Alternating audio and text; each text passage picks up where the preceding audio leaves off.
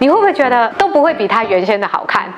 那为什么会这样子呢？我们其实还是会喜欢有一点点的不对称，因为 perfect imperfect 这么一点点的不对称，其实是造就了这个完美。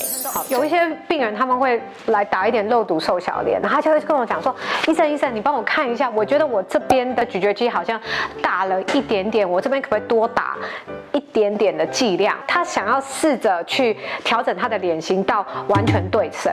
我可以跟你们讲说，就是我们人本来就没有完美。我们讲贝克汉好了，贝克汉够帅了吧？然后我们把他的脸切一半，然后这是他的左半脸，好对称过来，然后这是他的右半脸对称过来。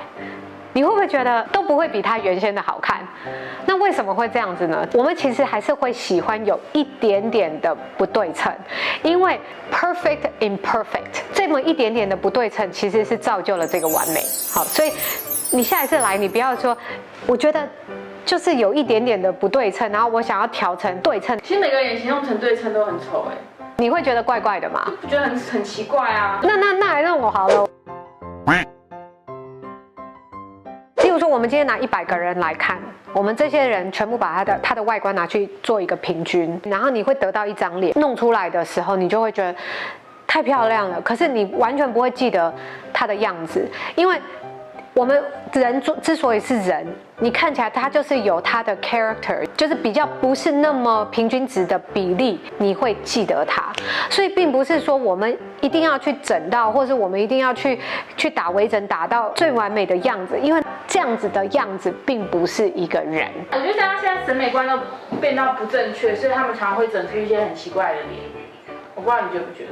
我觉得啊，我常常就觉得说，哦，我的天哪，到底是谁把你弄成这样子的？就是眼睛这边也要弄大，就是眼头也要开，眼尾也要开，然后嘴唇这边也要开，然后鼻子又要缩小。这些事情我觉得都是一个心态上面，就会觉得说我要像某某明星，这个 angle 要多少度啊，然后这个 angle 要多少度啊，然后这个比例要多少比例啊，然后这个线条要几度啊，然后这个要多长啊。好，可是如果说我们今天真的靠微整形或者靠整形去把一个人的比例真的完完全全变成教科书上长的那个样子，我真的曾经听过一个演讲哈，那个整形外科医生真的把他的老婆照着那个 golden ratio 把他打出来，他老婆不好看。我已经忘了那个医生是叫什么名字，但是说真的，他把他太太打出来，我觉得 no 真的是。他已经失去了他的自然美了。好，所以有些时候还是要有一点点的 perfect imperfect。你知道我曾经看过一个就是 YouTube 影片，关于在讲就是说你很漂亮这件事情。他拿他的相机去拍这个女人，然后告诉她，我觉得你非常漂亮。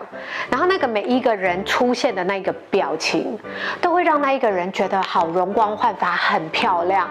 但是那一些人他看起来就是素人，可是当那个他那个自信，他说就是例如说人家找他的时候，他就会说啊，谢谢你，你怎么会觉得我很漂亮？他那个脸这样子露出来，那个笑容会让人家觉得很漂亮。所以其实一个人的美不美，其实跟你的表情也有很大的关系，这才是最自然的。